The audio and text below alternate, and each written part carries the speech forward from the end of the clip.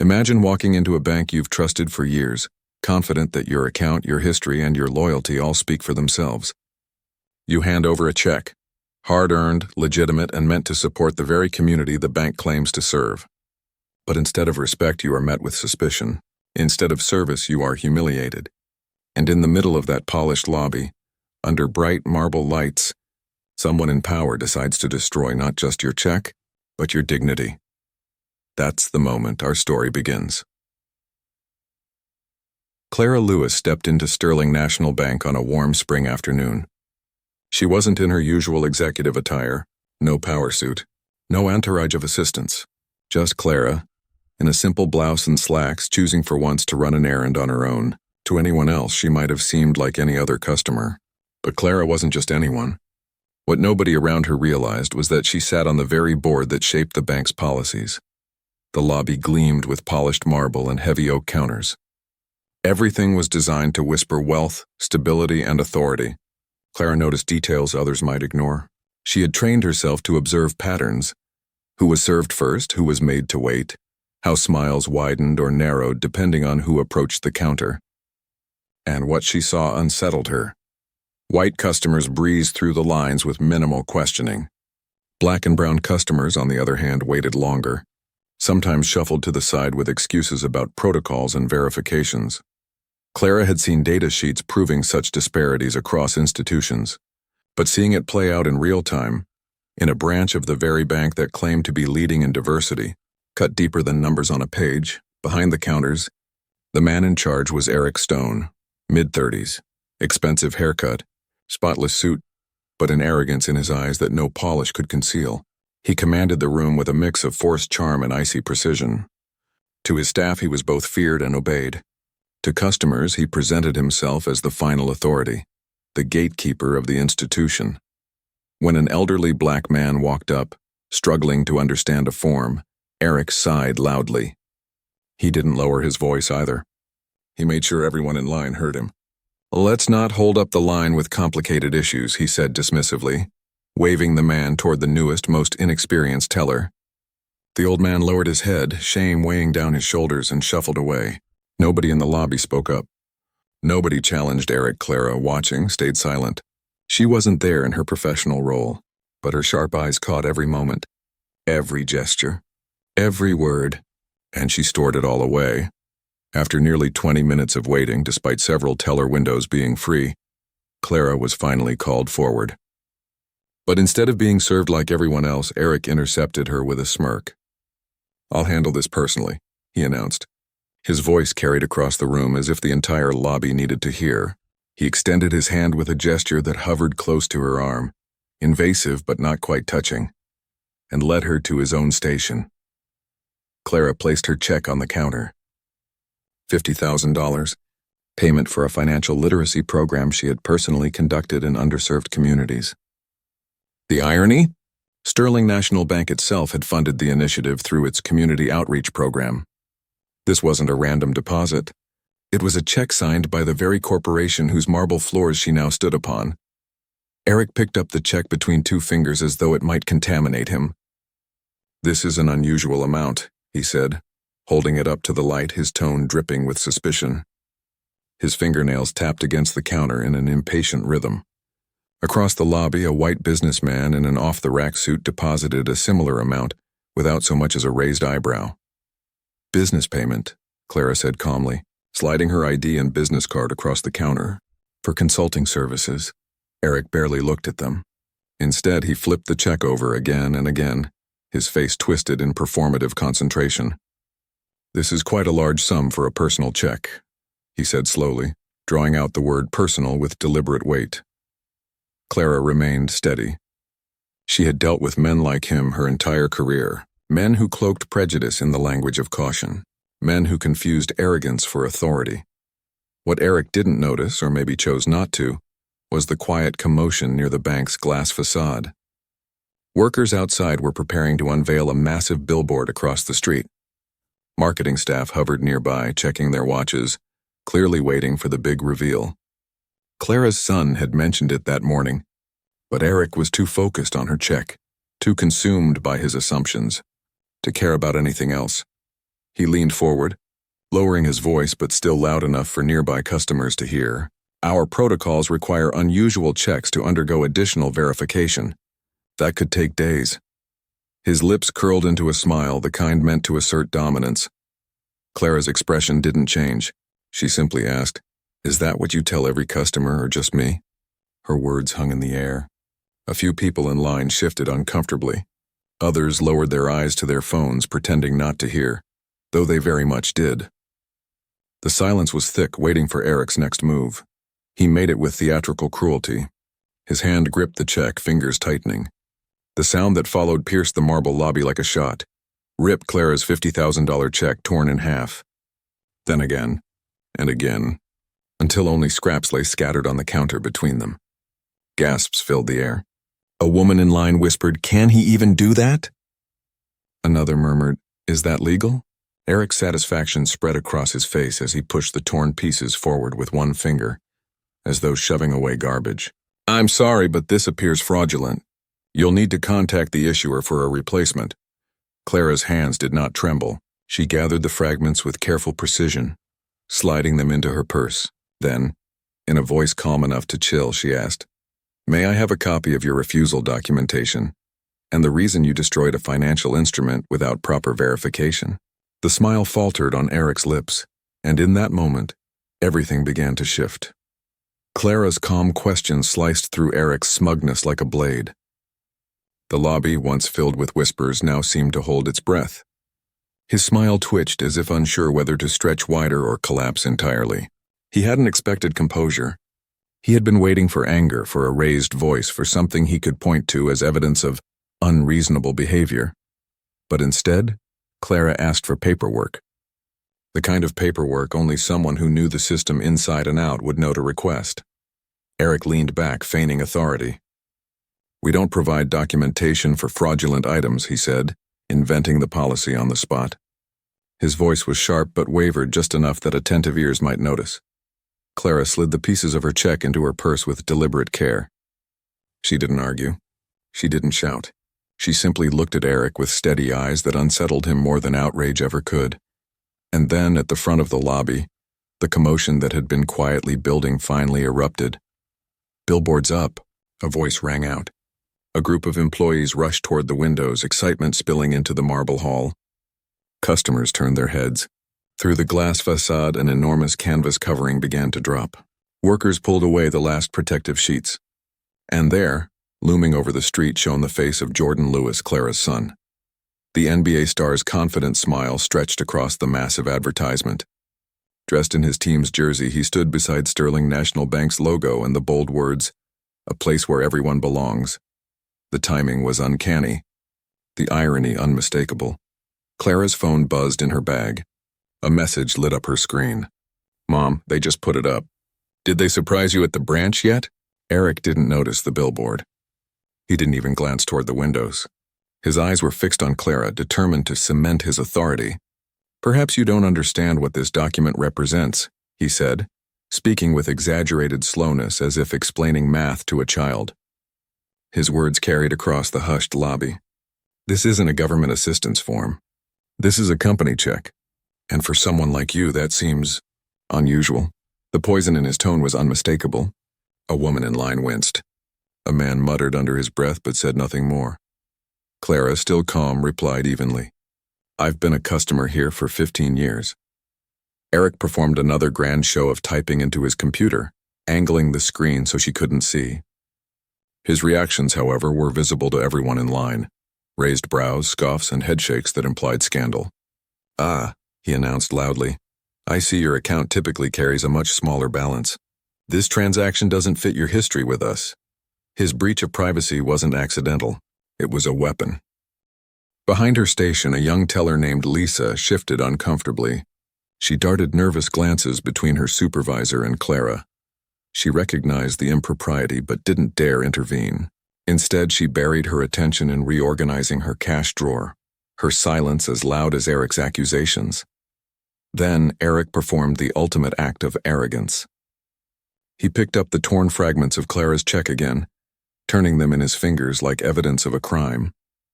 "The signature doesn't appear to match our records," he declared, though he hadn't made a single call to verify. The judgment had been made the moment Clara stepped forward. The humiliation was complete, at least in his mind. Customers stared, some in disbelief, others in quiet approval of the spectacle. Eric expected tears, a raised voice, a retreat in shame. Instead, Clara placed her purse on her shoulder, her composure flawless. "Then I'll need to speak with your manager," she said. Eric's smile returned, colder now, tinged with triumph. "The manager is on vacation this week. I'm the acting supervisor. My authority here is final." At that very moment, the doors to the branch swung open. A courier hurried in, carrying an envelope marked Urgent, Executive Division. He scanned the lobby, spotted Lisa at her window, and passed it to her. Lisa, startled, carried it straight to Eric. Eric's smirk wavered when he read the stamp. He tore the envelope open. Inside was a directive: immediate verification required for all denied transactions over the past month, complete with customer demographic data. The coincidence was too sharp to ignore. His eyes flicked toward Clara, who now sat calmly in a corner of the lobby, pulling out a sleek tablet. She wasn't distressed. She was working. Eric approached again, his voice dipped in artificial politeness. "Perhaps there was a misunderstanding. If you'd like to speak privately in my office, I can reissue." Clara cut him off. "No. Any conversation about this incident will remain public. Just as my humiliation was public." The words froze him in place. Customers shifted, some nodding almost imperceptibly. The power dynamic, once tilted entirely in his favor, began to bend. Then Eric's phone buzzed. The screen lit up. Regional headquarters. He silenced it with irritation. A minute later, it rang again. This time, his hand shook slightly as he rejected the call. He hadn't realized yet that silence would not save him, and Clara was only just beginning. The air inside the branch grew heavier with every passing second. Eric tried to return to his desk, acting as though the situation were under control. But his eyes kept darting toward Clara. She sat calmly in the waiting area, her tablet resting on her lap, her hands moving with steady precision. It was the opposite of what he wanted. He had expected her to storm out in shame, to vanish so he could rewrite the story in his system however he pleased. Instead, her quiet presence unnerved him. Every click of her tablet keys reminded him she wasn't letting this go. Customers noticed too. Whispers moved through the line. Some stared openly at her. Others glanced between her and the torn check still lingering in Eric's trash bin. A few shifted their weight uneasily, realizing they had just witnessed something far larger than a routine banking dispute. Eric, desperate to regain control, called over Lisa, the young teller. She approached Clara with a forced smile, her voice rehearsed and thin. "Ma'am, is there anything else we can assist you with today?" Clara looked up, her expression polite but unyielding. "Yes, I'd like to see your Community Reinvestment Act compliance files." Lisa froze. The request was unusual. Most customers didn't even know what those files were, let alone demanded to see them. Eric's head snapped up. He strode over quickly, his confidence shaken but still clinging to authority. "We don't provide that information to customers," he said firmly, dismissing Lisa with a sharp nod. "Actually," Clara replied, her tone even but edged with precision, "federal regulation requires every branch to maintain those files on site for public inspection. Section 22843 to be exact."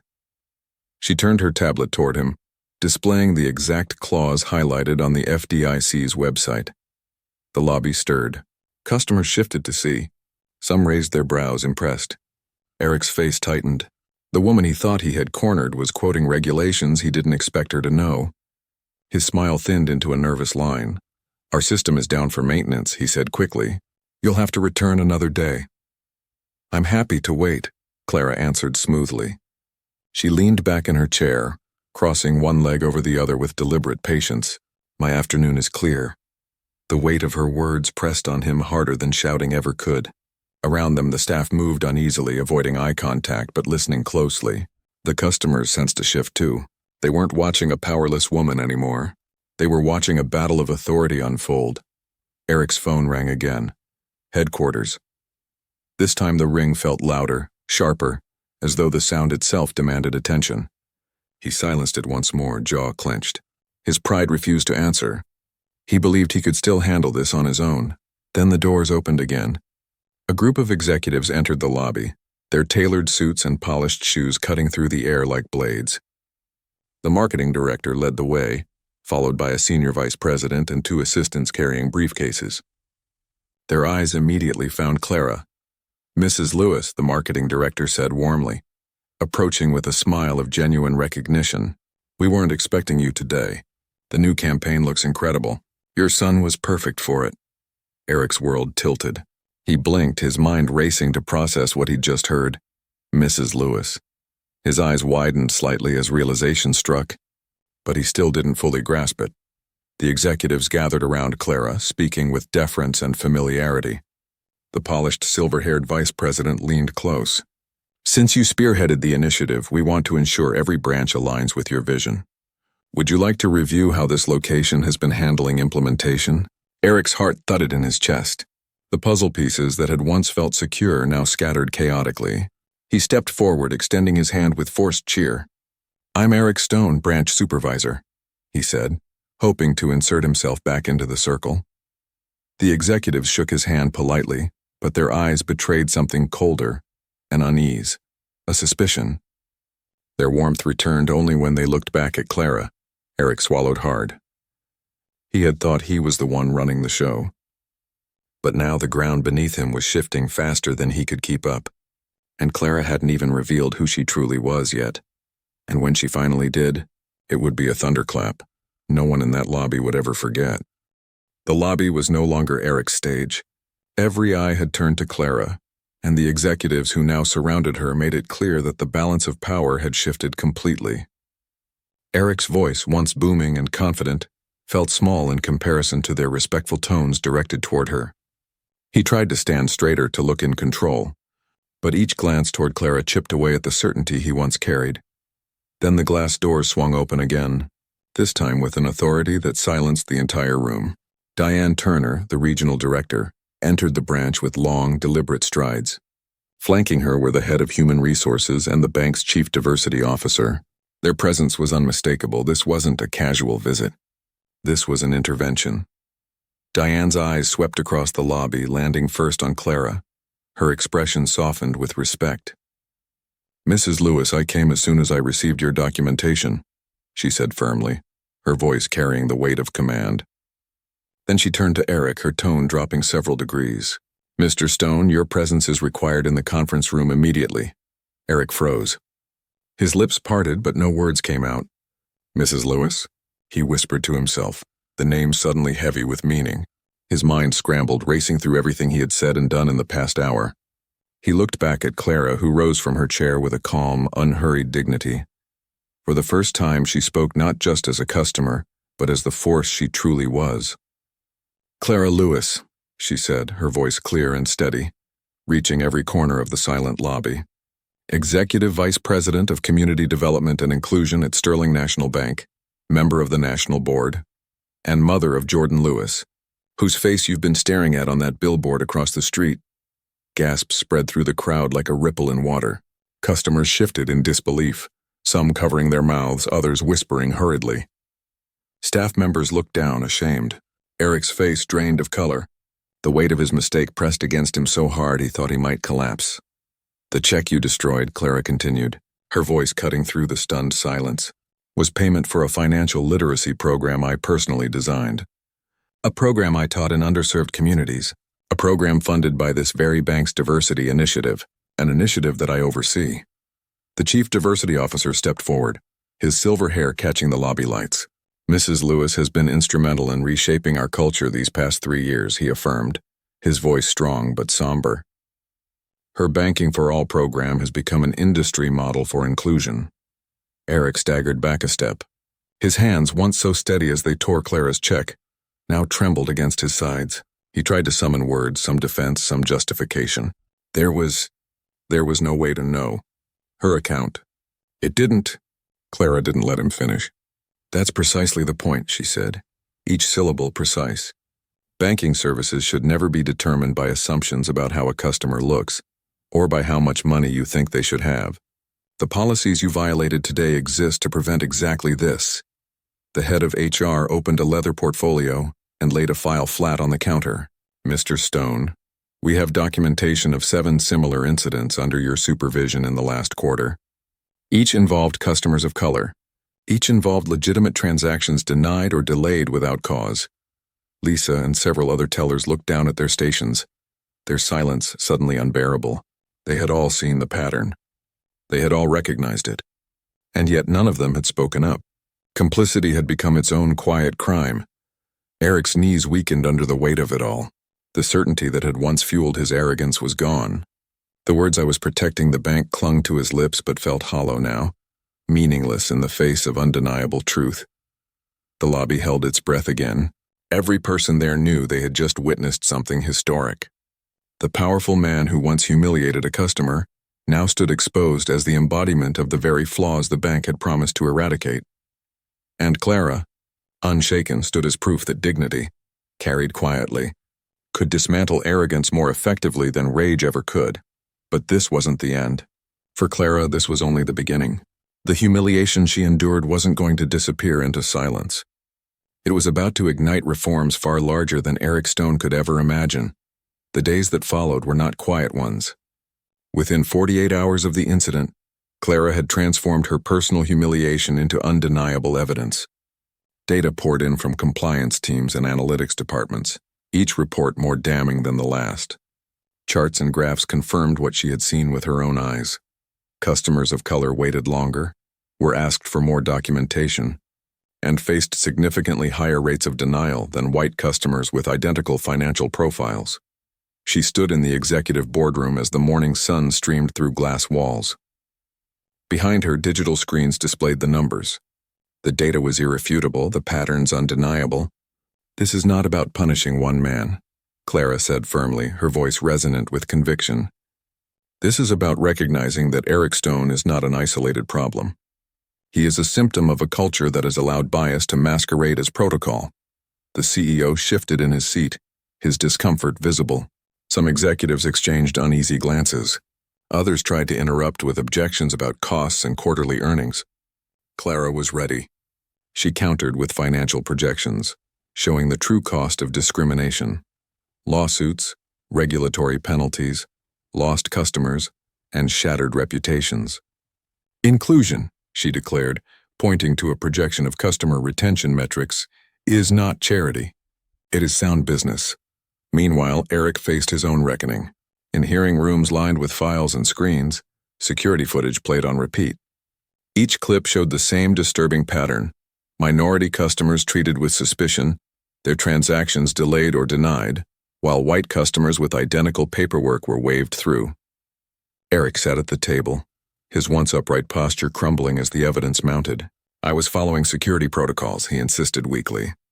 But even he could hear how hollow the words sounded. The HR director slid a file toward him. 3 previous complaints, never properly addressed, sat documented within its pages. The weight of his own history stared back at him. For the first time, Eric realized that the career he had built on false confidence was unraveling faster than he could hold it together. And while he wrestled with his fall, Clara worked tirelessly. Nights bled into mornings as she sketched out reforms on her office tablet. She envisioned systems that didn't just minimize discrimination, but eradicated it at its roots. Blind transaction reviews where customer identity was hidden until after approval decisions. Community accountability boards that gave neighborhoods a direct voice in oversight. Training that didn't stop at awareness but measured outcomes with real consequences for failure. Her assistant brought her meals that went untouched. Her phone buzzed constantly with calls from regulators, attorneys, and community leaders. Yet Clara never lost focus. She wasn't just fighting for herself. She was building a framework that could outlast her and transform the institution itself. Resistance came, as it always does. The CFO warned that the programs would cost too much. Some directors worried about shareholder reactions. Clara answered each concern with cold facts. "You think reform is expensive?"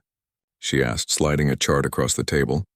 "Wait until you calculate the price of lawsuits, regulatory penalties, and lost public trust. Discrimination isn't just immoral. It's costly, and equity is the only investment that pays back tenfold." Her arguments broke down walls of skepticism. Reluctance turned to reluctant agreement. Agreement turned to genuine support. The tide shifted. Even within the branch itself, change had begun. Tellers like Lisa stepped forward with testimonies. They admitted they had seen the patterns but stayed silent out of fear. Clara listened, then built into her reforms new protections for employees who reported misconduct. Silence, she told them, can no longer be the safe choice. Courage will be protected. And in a room far smaller, Eric faced a moment that would alter him forever. A psychologist played side-by-side video clips of his interactions, one with a white businessman, smooth and friendly, another with a black customer, tense and interrogative.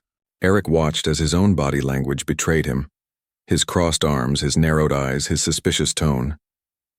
The truth crashed over him like a wave.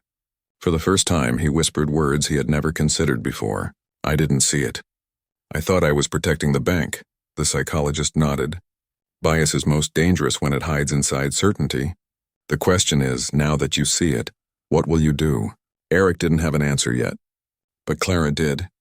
She wasn't waiting for him to change. She was building a system that would no longer depend on the whims of people like him. And soon those reforms would grow too large to be contained inside one bank. They were about to spill into an entire industry that had spent too long ignoring its own reflection. 6 months after the day Eric tore up Clara's check, Sterling National Bank looked nothing like the place it had been. What began as one humiliating encounter had blossomed into a movement that reached far beyond polished marble floors. National headlines covered the reforms Clara had forced into existence. Industry panels called it the Sterling model, a blueprint for how banks could dismantle systemic bias and replace it with measurable equity. Inside the very branch where it all began, transformation was visible everywhere. Digital displays hung near the entrance, tracking real-time service metrics broken down by demographic groups. Customers could see for themselves that wait times and approval rates were now equal, with no hidden disparity. The staff was more diverse, recruitment having shifted to better mirror the communities the bank served. Walls once lined only with glossy posters of faceless models now displayed photos of actual community members, small business owners, first-time homebuyers, scholarship recipients, each one a testament to the new direction. Clara returned to that branch 1 year after the incident, not to relive the pain but to measure the progress. She walked through the revolving doors and immediately the air felt different. Where once she had been greeted with suspicion, now customers moved freely, welcomed with equal respect regardless of appearance. Staff greeted her warmly, some with quiet gratitude in their eyes. She paused at a display near the entrance, studying photos of financial literacy workshops that mirrored the very program her torn check had been meant to support. Eric was still there, but his role had changed completely. No longer the arrogant supervisor towering behind a counter, he now worked at a modest desk in the Community Resource Center, assisting first-time homebuyers and small entrepreneurs with financial guidance. His posture was different. His tone had softened. When he saw Clara, he rose and met her with genuine respect. Our community loan program just funded 37 new businesses this quarter, he said, showing her the numbers on his tablet. Most of them in neighborhoods we used to overlook. Clara studied the figures, then looked him in the eye. And the service metrics? She asked. He nodded. Completely equalized. Wait times, approval, satisfaction scores, all consistent across the board. There was no bravado in his voice now, only quiet humility.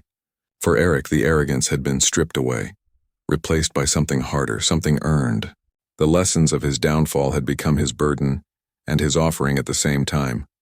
They walked the branch together, watching customers move with confidence, staff assisting without hidden judgment, transparency woven into every process.